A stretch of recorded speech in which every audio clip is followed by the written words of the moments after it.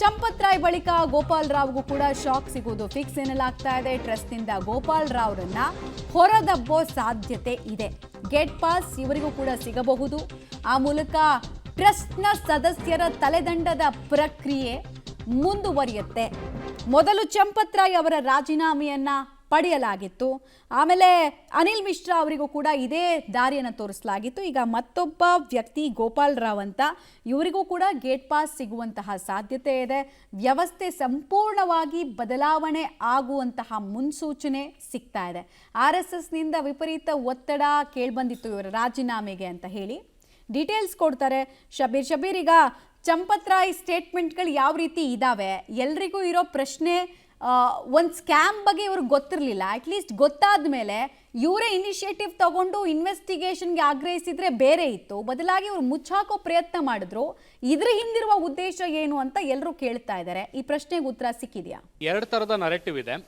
ಒಂದು, ಚಂಪತ್ ರಾಯ್ ಅವರು ಪ್ರಧಾನ ಕಾರ್ಯದರ್ಶಿಯಾಗಿದ್ರು. ಈ ಹಿಂದೆ ಕೂಡ ಕಳ್ಳತನದ ಆರೋಪಗಳಿಗೆ ಸಂಬಂಧಪಟ್ಟಂತೆ ಸಾಕ್ಷ್ಯಗಳ ಸಮೇತ ಈ ಆರೋಪಿಗಳನ್ನ ಹಿಡಿದಿಟ್ಟಂತ ಸಂದರ್ಭದಲ್ಲೂ ಕೂಡ ಅವರ ಮೇಲೆ ಯಾವುದೇ ರೀತಿಯಾದಂಥ ಕ್ರಮಗಳನ್ನು ತೆಗೆದುಕೊಂಡಿಲ್ಲ ಅನ್ನುವಂಥ ಆರೋಪ ಅವರ ಮೇಲಿದೆ.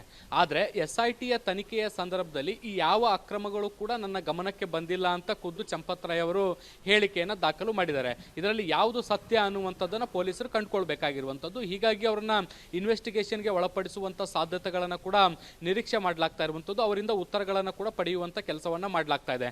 ಪ್ರಾಥಮಿಕ ತನಿಖೆಯಲ್ಲೂ ಕೂಡ ಇವರ ಹೇಳಿಕೆಯನ್ನು ಪಡೆಯಲಾಗಿತ್ತು. ಆ ಸಂದರ್ಭದಲ್ಲಿ ಈ ಪ್ರಕರಣ ನಡೆದಿರುವಂಥದ್ದು ನನ್ನ ಗಮನಕ್ಕೆ ಬಂದಿಲ್ಲ, ಮತ್ತೆ ಅಕ್ರಮ ನಡೆದಿರುವಂಥದ್ದು ಕೂಡ ನನಗೆ ಗೊತ್ತಿಲ್ಲ ಅನ್ನುವಂಥ ಹೇಳಿಕೆಯನ್ನು ಅವರು ದಾಖಲಿಸಿದ್ರು. ಆದರೆ ಈಗ ಹೆಚ್ಚುವರಿ ದಾಖಲೆಗಳನ್ನು ಪಡ್ಕೊಂಡ ಬಳಿಕ ಪೊಲೀಸರಿಗೆ ಒಂದು ಸ್ಪಷ್ಟತೆ ಸಿಕ್ಕಿರುವಂಥದ್ದು. ಅದು ಏನು ಅಂದರೆ, ಇವರ ಮೂಗಿನಡಿಯಲ್ಲೇ ಈ ಎಲ್ಲ ಬೆಳವಣಿಗೆಗಳು ನಡೆದಿದ್ದಾವೆ.